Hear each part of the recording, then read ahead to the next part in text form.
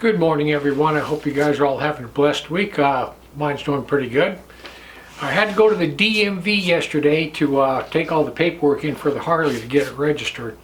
Man, I'll tell you what, I would rather go to the doctor than the DMV. And that's not saying much because I hate the doctor.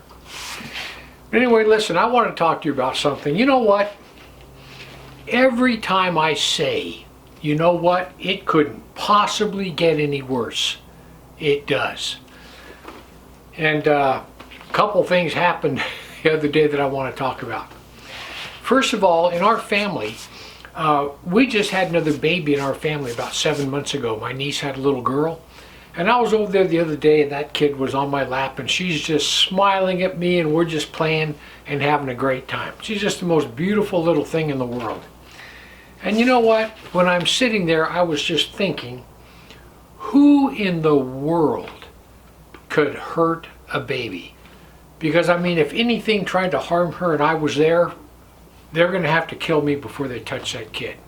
And I know that all of you feel the same way about kids. But who in the world can ever harm a child? I just don't get it. Well, anyway, listen. I was watching Greg Hunter on usawatchdog.com the other day, and he did a report on 2 abortion laws, one in Colorado and one in California. And this is my source for this story, Greg Hunter, usawatchdog.com. And if you don't watch him, he got kicked off YouTube. He's only on Rumble. But look him up and start watching him because it's really good, a good report every Friday. So listen, this is what he talked about. This is the law in Colorado that they're trying to get through. They passed what's called the same-day abortion law. And what that means is if the child is born in the morning, say like the child is born at 8 o'clock in the morning, they have all the way until midnight to kill that baby. Can you imagine that? The same-day law. Baby's born at noon, they got 12 hours to kill it till midnight. Who in the world could think that up? And then he said why they did it. They did it for the purpose of organ harvesting. They did it so they can have a live birth and sometime throughout the day harvest all the organs if they need them. Now here's one that's even worse than that. This is California. This is a bill that is right now before the California legislature. They're trying to pass where you can abort a baby or kill it up to 2 months. 2 months after it's born. And I'm thinking, who in the world thought that up? These people are beyond wicked. 2 months. And Greg Hunter was saying that, you know, that he doesn't think it'll ever get through the Supreme Court because the minute a child is born, it's supposed to have constitutional rights. It's covered under the Constitution. And that would be the same way under that Colorado law. The second that child's born, it's covered by the Constitution. But they're trying to pass these laws. And it's crazy. The same-day law and especially the 2-month law in California. People, listen, how can we live in a world so sick? How can we live in a world that is so sick?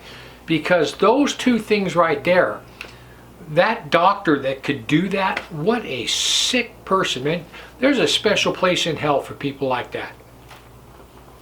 You know that Paul saw our day coming. He saw this day coming. This is what he said.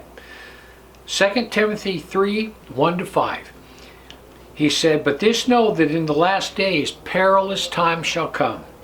For men shall be lovers of their own selves, covetous, boasters, proud, blasphemers, disobedient to parents, unthankful, unholy, without natural affection, truce breakers, false accusers, incontinent, fierce, despisers of those that are good."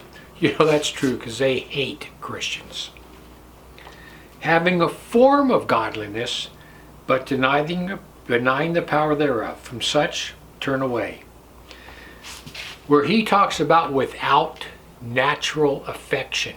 People, there's a natural affection that mothers and fathers have for their little baby. Most mothers and fathers would die for that child. But Paul says there's a time coming when they'll lose that natural affection. It just won't be there.